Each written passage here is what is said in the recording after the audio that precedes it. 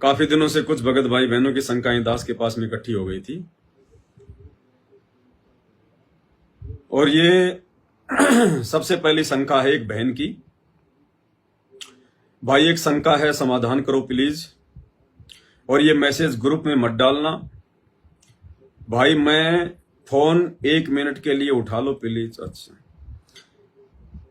भाई, मेरी शादी एक समाज वाले लड़के के साथ हुई है और शादी को 2.5 साल हो गए हैं। मेरे पति कभी पिता नहीं बन सकते, लेकिन उनको बच्चा चाहिए। तो मुझे डॉक्टर के पास एक नई टेक्नोलॉजी से बच्चे को गर्भ धारण करवाना चाहते हैं, क्योंकि उनको ये बच्चा चाहिए और एक बच्चा मिलने के बाद वो फिर संभोग क्रिया नहीं करेंगे। तो क्या ऐसा कर सकते हैं हॉस्पिटल जाकर? और मेरे जो भगत जी हैं वो भक्ति मार्ग में नहीं लगे हुए हैं। क्या ऐसा करने से मेरी मर्यादा टूटेगी? क्योंकि वो मुझे भक्ति करने से नहीं रोकते हैं, लेकिन उनको बच्चा चाहिए। सच्चाई बहन जी,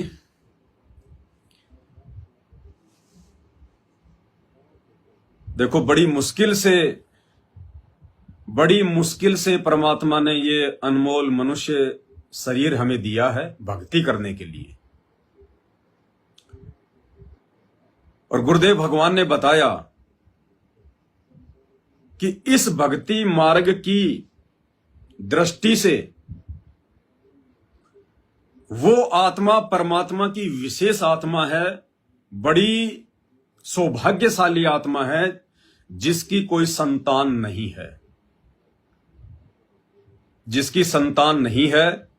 और अगर वो मर्यादाओं के साथ भक्ति करता रहे तो उसके मोक्ष में कोई संशय नहीं है। अब यहां बहन काल आपको आपके पति देव के माध्यम से जबरदस्ती उलझाना चाह रहा है, क्योंकि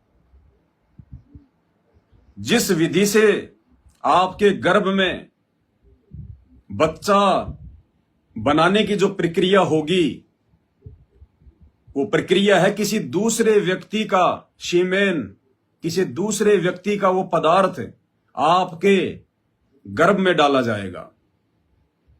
क्योंकि आपके पति के जो शुक्राणु हैं वो हो सकता है वो कमजोर हों, कोई बड़ी बात नहीं है, दुनिया की नजरों में कमजोर हो सकते हैं, लेकिन आध्यात्मिक दृष्टि में आपका जो पति है वो 1 नंबर की आत्मा है, बहुत सौभाग्यशाली आत्मा है। वो परमात्मा उसको बचाना चाहता है।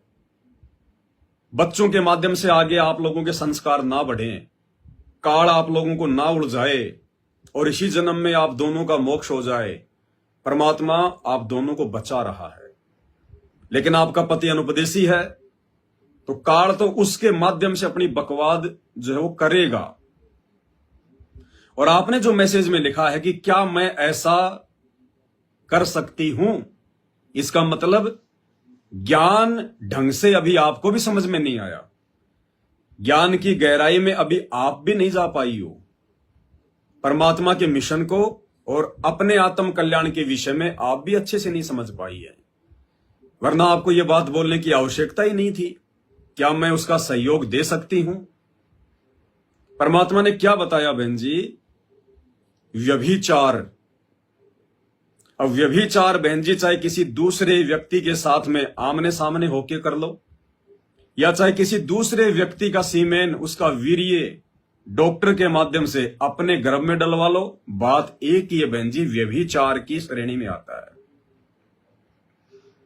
तुरंत आपका पतिव्रता धर्म खंड खंड होगा, आपकी सारी मर्यादाएं टूटेंगी। परमात्मा धरती पर है, जब तक वो नहीं चाहेगा तब तक बच्चा नहीं मिल सकता। और यदि आपके भाग्य में बच्चा नहीं है और यदि उसकी मर्जी है आपके घर में अपनी आत्मा भेजना, तो कोई रोक नहीं सकता। अरे ये ज्ञान समझ में आने के बाद बहन जी, ये बातें हमें पता लग जानी चाहिए कि माता पिता तो केवल शारीरिक संबंध बनाने के लिए निमित्त बनते हैं। दो पानी की बूंद से कभी बच्चा पैदा नहीं हो सकता। माता पिता के शारीरिक संबंध बनाने से, दो पानी की बूंद से, उनके आपस में मिश्रण से आप एक गुब्बारा तो बना के दिखा दो, आप एक नेल कटर तो बना के दिखा दो पानी की बूंद से। बच्चे के खेलने का एक झुंझुना तो बना के दिखा दो पानी की बूंद से। और ये इतना हार्ड शरीर, इसके अंदर ये कैसे कैसे अंग, ये दिमाग, आंख, नाक, कान, अंदर इसके क्या क्या जो है वो भरा पड़ा है। ये ऐसे बन जाती हैं क्या? दो पानी की बूंद से बन जाती हैं? अपने आप बन जाती हैं क्या? ऑटोमेटिक बन जाती हैं क्या? परमेश्वर की रजा, गुरुदेव भगवान की रजा, पति और पत्नी तो केवल निमित्त बनते हैं, माध्यम बनते हैं। इसलिए बहन, दास की आपसे प्रार्थना है, थोड़ा ज्ञान को आधार बनाओ। परमात्मा आपको काल के षड्यंत्र से बाहर निकाल रहा है सदा सदा के लिए। इसी जन्म में आपका मोक्ष,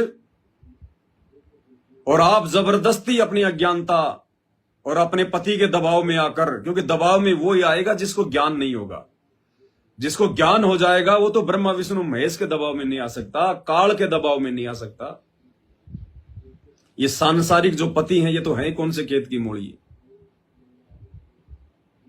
आप अपना काम बिगाड़ने की दिशा में आगे बढ़ रही हो, और जबरदस्ती परमात्मा किसी के साथ नहीं करता। बहन ध्यान रखना, मालिक अपनी प्रोसीजर के हिसाब से चलता है, काल के साथ एग्रीमेंट है, बाई फोर्स नहीं करेगा। आप यदि जबरदस्ती डॉक्टर के पास जाके, और जैसा डॉक्टर कहेगा उस हिसाब से यदि आपने अपने पेट में बच्चा डलवाया, तो बहन जी आगे के लिए आप खुद ही जिम्मेदार होंगी फिर। क्योंकि वो बच्चा आपके संस्कार वाला नहीं है, वो बच्चा जबरदस्ती काल आपके घर में भेज रहा है। और आगे चल के वो बच्चा आपकी सेवा करेगा या आपका क्या करेगा, आपके जीवन को सुखमय बनाएगा या फिर वो नरक बनाएगा, क्योंकि वो बच्चा आपके संस्कार का नहीं है, वो काल के संस्कार का है। और काल के संस्कार से जो आत्मा आती है वो तो कुबद ही कुबद करती है। पूरी जिंदगी खून के आंसू रोगी, पूरी जिंदगी। ना तुम भक्ति कर पाओगी, ना वो भक्ति कर पाएगा, और ना फिर उस समय परमात्मा के आगे रोने से परमात्मा कोई मदद कर पाएगा। एक सत्संग सुनाता हूं तुम्हें गुरुदेव भगवान का, जो वर्तमान में हिसार जेल से आया है। हिसार जेल वाली जो विशेष संदेश आ रहे हैं, विशेष संदेश नंबर 14, क्या कह रहे हैं उसमें परमात्मा, कि यदि आप एक भगत हैं और आपके कोई संसार और आपके यदि कोई संतान नहीं है, तो गुरुदेव ने कहा कि आप एक नंबर की आत्मा है, परमात्मा की एक नंबर की। और यदि कोई भक्ति कर रहा है, भगत है, और यदि उसके बेटा नहीं है, बेटी है और बेटा नहीं है, तो परमात्मा ने बताया वो दूसरे नंबर की विशेष आत्मा है, भगवान की दूसरे नंबर की विशेष आत्मा। क्योंकि बेटे से फिर आगे हमारे संस्कार और बढ़ते हैं। बेटी को तो हम शादी कर देंगे, अगले घर वो चली जाएगी, काम खत्म। लेकिन बेटा माता पिता के संस्कारों को बढ़ाता है। तो परमेश्वर ने बताया कि सबसे उत्तम आत्मा तो वो है जिसकी कोई संतान नहीं है, और उससे भी उत्तम आत्मा वो है जिसने शादी नहीं की, कोई झंझट ही नहीं, कोई लेन देन ही नहीं। तो एक नंबर पे तो वो है जिसकी शादी नहीं हुई, दूसरे नंबर पर जिसकी शादी हो गई लेकिन उसके संतान नहीं है, और तीसरे नंबर पर जिसके संतान है लेकिन बेटा नहीं है, बेटी है। परमात्मा के मुख कमल से सुन लो। और उसके बाद भी यदि आपने अपने कर्म फोड़ने हैं अपने पति के दबाव में आके, पति को तो पता नहीं क्या क्या चाहिए, वो तो अनुपदेशी है, उसको तो ज्ञान नहीं है। तुम्हें भगवान ने ज्ञान किस लिए दिया? संघर्ष करने के लिए दिया। लेकिन तुम्हारे मैसेज से ये साफ साफ झलक रहा है कि बहन जी 50% तुम्हारी भी बच्चा पैदा करने की इच्छा है। इसका मतलब अभी भगवान का ज्ञान आप अब अच्छे से समझ नहीं पाई। परमात्मा आपको बचा रहे हैं और आप जी फंसने जा रही हो। तो सतगुरु रामपाल जी भगवान क्या कह रहे हैं इस विषय में, क्योंकि दास किसी को कोई उल्टी सीधी सलाह नहीं देगा। देखो जो सांसारिक लोग हैं उनको तो ये बातें बिल्कुल उल्टी लगेंगी, क्योंकि उनको इस प्रोसीजर का ही नहीं पता बेचारों को। लेकिन जो अध्यात्म से जुड़े हुए भाई बहन हैं, जो संत रामपाल जी के भगत हैं, वो इन बातों को समझ पाएंगे कि हाँ क्या सही है और क्या गलत है। क्या कह रहे हैं परमात्मा, सुन लो। तो भाव ये है कहने का, अगर बेटा नहीं है ना और भगत है, उसके सब भगवान धरती पर नहीं। प्रथम तो वो है जिसका कति संतान नहीं, वो भगवान। दूसरा वो है जिसका बेटी बेटा ना हो, बेटियां की करके शादी वृद्धावस्था में अपना लेकर मारा जाता है। और बेटी वहां बैठी भी माँ बाप की चिंता करेंगी और कोई ना कोई सुविधा उनको देती रहेगी। और बेटा छाती पर रह के भी खून फूक के जाएंगे, कति साफ दिखाई दे, इसमें कोई मानो तो ना मानो। लेकिन बेटे भी हैं, ठीक है, और उनमें वो भी भक्ति करो, आप भी करो, कुछ दिन में उनको समझ आ जाएगी। पुत्र वधू भी भगवान से डरने वाली हो जाएंगी, माँ बाप का ध्यान रखें। वैसे कोई विकल्प नहीं इसका, लेकिन इस दुख को हम अच्छा मानते हैं पुत्र ना होने से। हम तो काल ने गधे बना रखे हैं। जितना कष्ट हमें रहे और वजन लग जा रहा है तो हम सीधे चाला और कम हो जाता मानने को नहीं। तो आपने सुन लिया अपने गुरुदेव भगवान के मुख कमल से। इसके बाद भी अगर आप गलती करना चाहती हैं तो ये आपकी अपनी सलाह होगी, आपकी अपनी मर्जी होगी। लेकिन फिर आने वाले समय में इसके लिए जिम्मेदार भी आप स्वयं ही होंगी। तो दास की तो यही प्रार्थना है, संघर्ष करो, लड़ना नहीं, झगड़ना नहीं है। प्यार प्रेम से अपने पति को बोल दो कि जब मेरे संस्कार में भगवान ने कोई बच्चा दिया ही नहीं है तो मैं किसी दूसरे का बच्चा अपने पेट में क्यों डालूं?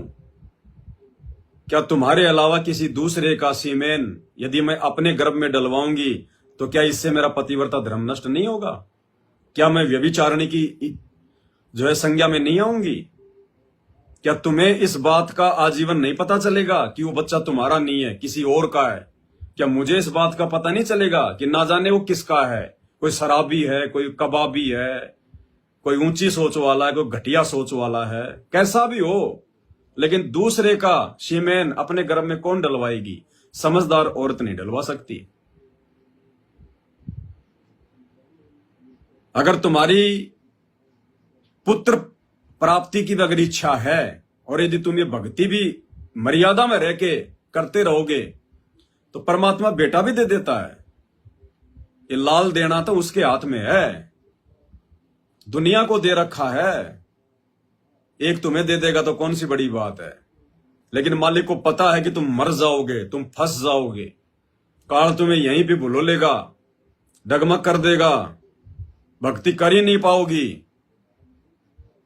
जिनके बेटा बेटी हैं उनका हालचाल पूछ लो एक बार जाके। परमात्मा कहते हैं ना, जिसके पास माया नहीं है वो माया चाहता है, और जिसके पास माया है गुरुदेव कहते हैं 2 दिन उसके पास रह के देख लो, गोलियां खा खा के सोता है, गोलियां खा खा के। मीठा डॉक्टर ने बंद कर दिया, वजन उठाना डॉक्टर ने बंद कर रखा, घूमना फिरना डॉक्टर ने बंद कर रखा, दाल का पानी भी छान छान के पीते हैं, छान छान के। चाट लो उस माया को। तो बहन जी जिनके बेटा बेटी है ना, एक बार उनके घर पे जाके उन भक्तों से पता कर लो कि तुम कितने सुखी हो अपनी संतान से, उसके बाद मांग लेना परमात्मा से। और एक ही चीज मिलेगी बहन जी, इस मार्ग में आने के बाद में चाहे तो भौतिक सुख सुविधा मांग लेना और चाहे मोक्ष मांग लेना। परमात्मा कहते हैं एक फैसला कर लेना, मोक्ष चाहिए या फिर ये काल के ये खिलौने चाहिए। दे देगा परमात्मा, लेकिन मोक्ष से वंचित रह जाओगी। और फिर अगले जन्म में काल सूरी बना के छोड़ेगा। 12-12 बच्चे जन्मोगी, 12-12। ना डॉक्टर की जरूरत, ना कोई दाई की जरूरत, ना अपने पतिदेव से पूछने की जरूरत है। 12-12 बच्चे। फिर बनाएगा काल कुतिया 8-8, 7-7 बच्चे बिना टेक्नोलॉजी के। अब ये आपके ऊपर निर्भर करता है बहन जी। ज्ञान समझ में आ गया, मोक्ष चाहिए, तो बहन जी ज्ञान आधार से संघर्ष करो। पति नहीं मानता है, ज्यादा से ज्यादा क्या करेगा तुम्हारा पति? 2-4 थप्पड़ मार देगा, घर से बाहर निकाल देगा, इससे ज्यादा तो कुछ करने से रहा। इतना संघर्ष तो करना पड़ेगा बहन जी, अगर आत्म कल्याण चाहती हो तो। अगर बेटा तुम्हारे भाग्य में होता, तुम्हारे संस्कार में होता, तो परमात्मा दे नहीं देता क्या? और संस्कार काटने तो भगवान धरती पे आया हुआ है। संस्कारों को काटने के लिए तो परमात्मा ने हमें भक्ति दी है, और हम परमात्मा से संस्कार जो है बल्कि बढ़ाने की प्रार्थना कर रहे हैं कि परमात्मा मेरे संस्कार बढ़ाओ, परमात्मा मेरे संस्कार बढ़ाओ, मुझे बेटा दो। तो ये ज्ञानहीनता है बहन जी। मालिक कहते हैं यो सौदा फिर नाई रे संतो, यो सौदा फिर नाई। चूक जाओगी बहन जी, चूक जाओगी। एक लेवा एक देवा दूतम, कोई किसी का पिता नहीं पुतम। ऋण संबंध जुड़ा सब नाता, अंत समय सब 12 बाटा। इस लेन देन के चक्कर में तो हम अनंत युगों से काल के षड्यंत्र में फंसे हुए हैं, और यही परमात्मा काटने आता है। लेकिन वही बात है, परमात्मा कहते हैं हमारी स्थिति तो बिना ज्ञान के ऊंट जैसी हो गई। ऊंट पे सामान रखो तो भी वो अरड़ाएगा, और सामान नीचे उतारो तो भी वो अरड़ाता है। तो भगवान संस्कार बढ़ाए तो रोना ही रोना, और भगवान संस्कारों को हल्का करे तो भी हम रोते हैं, दुखी होते हैं। तो बहन जी ये अभी ज्ञान आपके हृदय में अच्छे से समाया नहीं है। परमात्मा से अरदास करो, मालिक से प्रार्थना करो कि परमात्मा मैं तो बुद्धिहीन हूं, जड़मती हूं, नादान हूं। परमात्मा मेरे मन में ये बात आप भी कैसे आ गई अपनी पति का सहयोग करने की? अप्राकृतिक तरीके से बच्चा पैदा करने की। जब मेरे भाग्य में भगवान ने नहीं दिया तो जबरदस्ती करने वाले हम कौन है भाई? और जबरदस्ती यदि हम करेंगे तो फिर काम बिगड़ेगा ही बिगड़ेगा, जीवन नरक बनेगा ही बनेगा। तो दास की प्रार्थना है बहन जी, बाकी आपकी अपनी मौज, आपकी अपनी मर्जी। दास को तो परमात्मा ने जितनी बुद्धि दी है उस आधार से दास तो उतना ही कह सकता है, उतना ही आपको बता सकता है। बाकी करना ना करना आप लोगों के ऊपर है।